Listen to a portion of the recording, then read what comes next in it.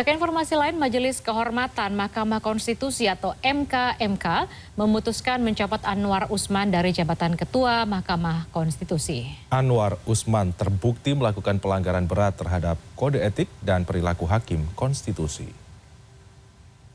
Menjatuhkan sanksi pemberhentian dari jabatan Ketua Mahkamah Konstitusi kepada hakim terlapor. Hakim terlapor tidak berhak untuk mencalonkan diri atau dicalonkan sebagai pimpinan Mahkamah Konstitusi sampai masa jabatan hakim terlapor sebagai hakim konstitusi berakhir.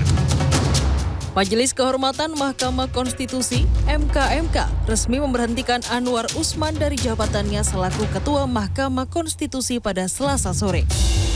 Wakil Ketua MK, Saldi Isra, juga diminta memimpin penyelenggaraan pemilihan pimpinan MK yang baru dalam kurun waktu 2 kali 24 jam. Anwar Usman terbukti melakukan pelanggaran berat terhadap kode etik dan perilaku hakim konstitusi. Di antaranya, benturan kepentingan, fungsi kepemimpinan yang tak maksimal, dan bicara substansi gugatan soal pemimpin usia muda di ranah publik. Meski diberhentikan dari posisi pimpinan MK, Anwar tetap menjadi hakim anggota. Namun, ia tak diperbolehkan terlibat dalam gugatan perselisihan di Pilpres mendatang. Hakim terlapor tidak diperkenankan terlibat atau melibatkan diri dalam pemeriksaan dan pengambilan keputusan dalam perkara perselisihan hasil pemilihan presiden dan wakil presiden, pemilihan anggota DPR, DPD, dan DPRD, serta pemilihan gubernur, bupati, dan wali kota yang memiliki potensi timbulnya benturan kepentingan. Dari 9 hakim konstitusi, Anwar Usman menjadi satu-satunya terlapor yang diperiksa 2 kali dalam sidang MKMK lantaran mendapat laporan terbanyak. Total ada 10 laporan yang menyebutkan dugaan pelanggaran kode etik yang dilakukan Anwar Usman dari total 21 laporan yang masuk. Dari temuan persidangan, Ketua MKMK Jimli Asyidiki menyoroti soal dugaan kebohongan Anwar saat tidak ikut memutus perkara syarat usia Capres dan Cawapres karena alasan menghindari konflik kepentingan. Namun, Anwar justru ikut memutus perkara terkait klausul berpengalaman sebagai kepala daerah yang kemudian lolos sehingga membukakan jalan bagi Gibran Raka Buming Raka untuk maju di Pilpres 2024. Tim Liputan CNN Indonesia.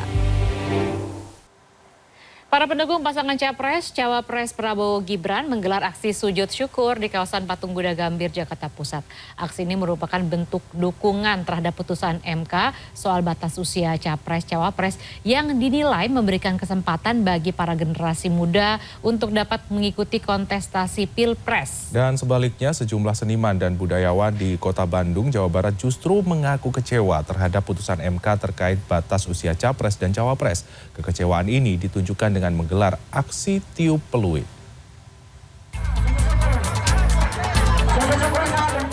Aksi sujud syukur dilakukan para pendukung pasangan Capres-Cawapres Prabowo Gibran yang tergabung dalam Relawan Indonesia Mapan di kawasan Patung Kuda Gambir, Jakarta Pusat. Aksi pada Selasa siang ini dilakukan sebagai bentuk dukungan terhadap putusan Mahkamah Konstitusi MK soal batas usia Capres-Cawapres yang dinilai akan memberikan kesempatan bagi para generasi muda untuk dapat mengikuti kontestasi pemilu. Koordinator aksi, MC Nanata, mengatakan pihaknya menyayangkan adanya beragam upaya untuk mengobok-obok putusan MK. Maka muncul tafsir yang macam-macam, yang berbeda.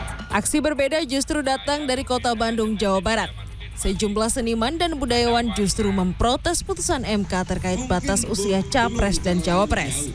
Aksi protes dilakukan dengan meniup peluit di parkiran Plaza Cikapundung, Kota Bandung, Selasa petang.